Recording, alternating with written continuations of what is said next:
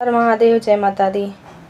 आज हम जितिया व्रत के बारे में जानेंगे। सबसे पहले हम जितिया व्रत के महत्व जानेंगे और उसके बाद से हम जितिया व्रत की कथा सुनेंगे। जैसे कि हम जितिया व्रत करते हैं, ये सबसे ज़्यादा उत्तर प्रदेश और बिहार और झारखंड के मुख्य रूप से मनाया जाने वाला जितिया व्रत का पर्व ही खास और महत्वपूर्ण होता है। इस दिन महिलाएं अपनी संतान के खुशहाल जीवन और लंबी उम्र के लिए 3 दिनों का कठिन व्रत रखती हैं। नहाय खाए से इस व्रत की शुरुआत होती है, जिसका समापन पारण के साथ होता है। लेकिन इस व्रत को तब तक पूरा नहीं माना जाता जब तक पूजा में इसकी कथा पढ़ी या सुनी नहीं जाती। तो चलिए जानते हैं जितिया व्रत की कथा और उसका महत्व क्या है। सबसे पहले महत्व के बारे में जानेंगे। जितिया व्रत को खास संतान के लिए रखा जाता है। मान्यता है कि इस व्रत को रखने से संतान दीर्घायु होता है, साथ ही संतान तेजस्वी और मेधावी होता है। शास्त्रों के मुताबिक जितिया करने वाली व्रती महिलाएं के संतान की रक्षा स्वयं भगवान श्री कृष्ण करते हैं, इसलिए इस व्रत का विशेष महत्व माना जाता है। पहला कथा है। यह कथा महाभारत काल से जुड़ी हुई है।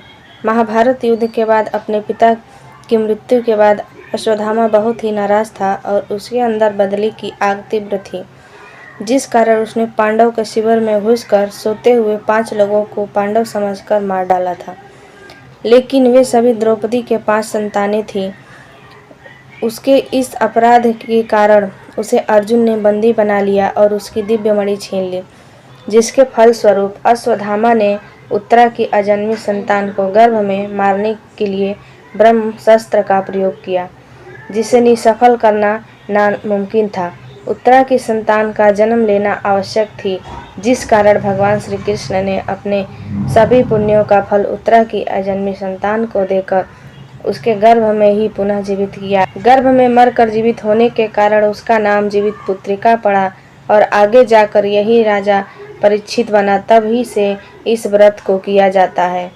अब हम सुनेंगे जितिया का चिलोसियारी का कथा। धार्मिक कथाओं के मुताबिक बताया जाता है कि एक विशाल पाकड़ के पेड़ पर एक चील रहती थी। उसी पेड़ के नीचे एक सियारिन भी रहती थी। दोनों पक्की सहेलियां थीं। दोनों ने कुछ महिलाओं को देखकर जितिया व्रत करने का संकल्प लिया और भगवान श्री ज्यूतवाहन की पूजा और व्रत करने का प्रण ले लिया। लेकिन जिस दिन दोनों ने व्रत रखा था, उसी दिन शहर के एक बड़े व्यापारी की मृत्यु हो गई और उसके दाह संस्कार में सियारिन को भूख लगने लगी। मुर्दा देखकर वह खुद को रोक न सकी और उसका व्रत टूट गया। पर चील ने संयम रखा और नियम और श्रद्धा से अगले दिन व्रत का पालन किया। अगले जन्म में दोनों सहेलियों ने ब्राह्मण परिवार में पुत्री के रूप में जन्म लिया। उनके पिता का नाम भास्कर था। चील बड़ी बहन बनी और सियारिन छोटी बहन के रूप में जन्मी। चील का नाम सीलवती रखा गया।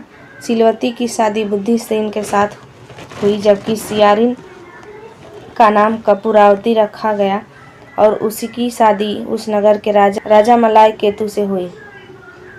भगवान ज्यूतवाहन के आशीर्वाद से सीलवती के 7 बेटे हुए, पर कपूरावती के सभी बच्चे जन्म लेते ही मर जाते थे। कुछ समय बाद सीलवती के 7 पुत्र बड़े हो गए और वे सभी राजा के दरबार में काम करने लगे।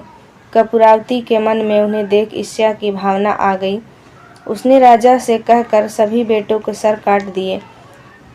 उन्हें 7 नए बर्तन मंगवा कर उसमें रख दिए और लाल कपड़े से ढककर सीलवती के पास भिजवा दिया। यह देख भगवान ज्यूतवाहन ने मिट्टी से 7 भाइयों के सिर बनाए और सभी के सिरों को उसने धड़ से जोड़कर उन पर अमृत छिड़क दिया। इससे उसमें जान आ गई। 7 युवक जिंदा हो गए और घर लौट आए। जो कटे सिर रानी ने भेजे थे वे फल बन गए। दूसरी ओर रानी कपूरावती बुद्धिसेन के घर से सूचना पाने की व्याकुल थी। जब काफ़ी देर सूचना नहीं आई तो कपूरावती स्वयं बड़ी बहन के घर गई। वहाँ सबको जिंदा देखकर वह सन्न रह गई। तब उसे होश आया तो बहन को उसने सारी बात बताई। तब उसे अपनी गलती पर पछतावा हो रहा था। भगवान ज्यूतवाहन की कृपा से सीलवती को पूर्व जन्म की बातें याद आ गई और कपूरावती को लेकर उसी पाकड़ के पेड़ के पास गई और उसे सारी बातें बताई। कपूरावती बेहोश हो गई और मर गई।